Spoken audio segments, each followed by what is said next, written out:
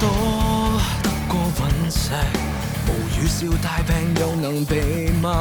如果愛下一代，願報應看中只得你吧。別似幸運來一雷劈，穿越天花。什麼的種，什麼的瓜，自作孽回流，你能難路嗎？聽父母話宇宙的報應從未作罷，不要講我知道黑共白，人類基本定律原來是個謊話。全個世界都有地板，別不小心望少一眼，若水一灘，分辨到中間遺害的總會有棒踏中，落地像碎彈中，誰會買？